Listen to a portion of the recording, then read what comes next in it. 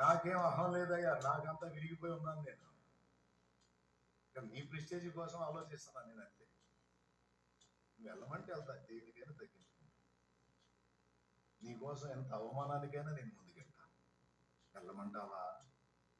మహారోషం గలవాడు ఆయన. ఆయన మహారోషం గలవాడు ఆయన. వానిస్తాడు నిన్న. ఎంతమందికి నమ్మకం ఉంది? ఆయన చేతులు బాగా ఎత్తుతున్నారు, దడ ఆయాసం మాత్రం తగ్గట్లా. ఆయన రోషగాడు. ఒక ఉద్యోగం కోసం ఈరోజు నువ్వు రిక్వెస్ట్ చేస్తుండొచ్చు. నా దేవుడు ఎంత రోషగాడో తెలుసా? ఒక ఉద్యోగం కోసం నువ్వు ఈరోజు కన్న వాళ్ళ కాళ్ళని పట్టుకుని అడుగుతున్నావు, నా కుమారుడా గుర్తుపెట్టుకోరా ఈ అనుభవం. రేపు 100 మందికి నీ ద్వారా ఉద్యోగం ఇప్పిస్తాను నేను. 100 మందికి నువ్వే జాబ్ ఇస్తావు.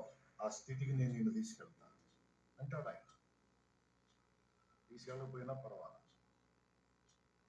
తీసుకెళ్తే ఆయనకే ఘనత, తీసుకెళ్ళకపోతే ఆయనకి అవమానం. కొడుకు అవమానం అయ్యాక, కూతురుగా అవమానం అయ్యాక, మనం చినిగిపోయిన కట్టుకుంటే ఎవరికి అవమానం? కాబట్టి ఇప్పుడు ఆయన పరువు కోసమైనా మనకి మంచి మన పస్తులుంటే ఎవరికి అవమానం? ఎవరికి అవమానం? మనకా అయ్యాక? అంటే మనకెందుకు టెన్షన్? మొహమ్మద్ దేవదాసయ్య గారు పాడినట్టు పాటుపడినాయి. నాకేమి పొదువా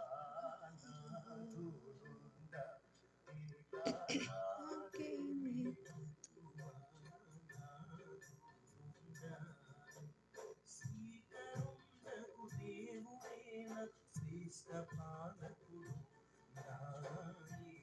రక్షకుడు. శ్రీకరుండకు దేవుడైన శ్రేష్ఠ పాలకుడు రక్షకుడు. గనుక నాకేమి కొదువా నాదుడుగా, నాకేమి కొదువా నాదుడుగా.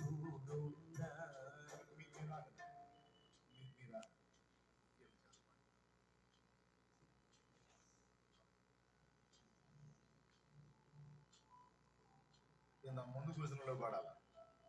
నాకేమి కొదువా నాదుడుండ, ఇక నాకేమి కొదువా. శ్రీకరుండకు దేవుడే నా శ్రేష్ఠ బాలకుడు, నా ఏక రక్షకుడు.